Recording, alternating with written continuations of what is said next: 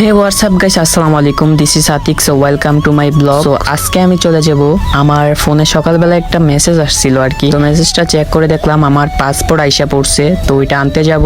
ফুল ভিডিওটা দেখবেন, তাহলে কিছু শিখতে পারবেন। সো যারা যারা পাসপোর্ট আনতে যাবেন তাদের জন্য একটু উপকার হইব।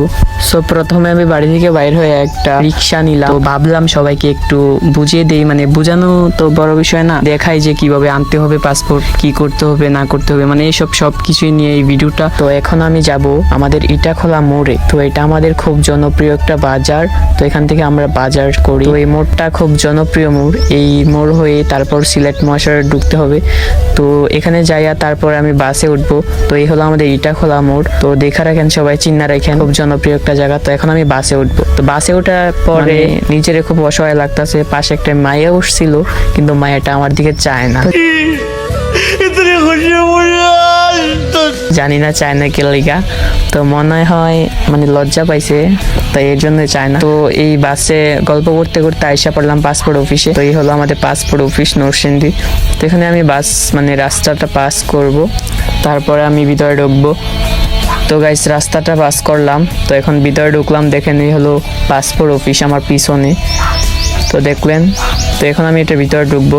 তো এখন বাজে সকাল 7:26 বাজে আর কি। তো আমি আরো আগে আসছিলাম, তো এখন খাওয়া দাওয়া করছি, তারপর এখন ঢুকবো। তো এখনই দেখেন এখানে কি লাইন, মানে কি ভিড়, মানে ভাইরে সকাল পাসপোর্ট অফিসে যারা আসবেন খুব সকাল আসতে হবে ভাই। তো দেখেন কি ভিড়। তো এখানে ভিতরে ঢুকতে না ঢুকতেই আমার এক জায়গায় চোখ গেল, সেটি হলো কয়টা আমের উপরে। शाबाश बेटा, बहुत बढ़िया। তা আমি আবার আম খাইতে খুব ভালোবাসি, মানে পছন্দ করি।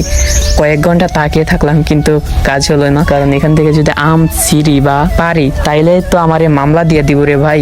এই জন্য আমি শুধু চাইয়া রয়েছি, কিন্তু খাইতে পারি নাই।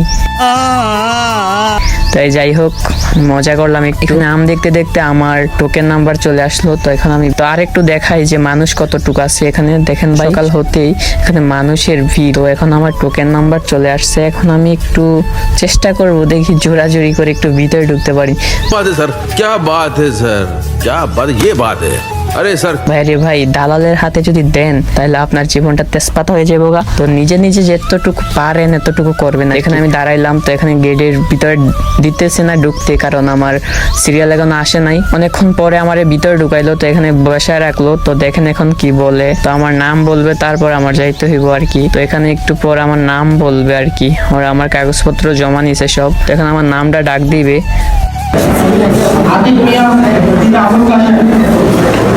তো একটা কথা মাথায় রাখবেন, সব সময় পাসপোর্ট নিতে আসলে পাসপোর্ট ডেলিভারি স্লিপটা সাথে নিয়ে আসবেন, আর এনআইডি কার্ডটা, নয়তো আপনার বড় ধরনের সমস্যা হতে পারে। তো স্লিপ ছাড়া তো ওরা দিবে না। তো আমি আবারও লাইনে আসলাম, নাম ডাকার পরে লাইনে দাঁড়ায় থাকতে হইব আর কি। তো ওরা পাসপোর্ট বাইর করতেছে, তো তারপরে তো সব কমপ্লিট হওয়ার পর ফিঙ্গার, তো ওখানে ভিডিও করতে পারি নাই।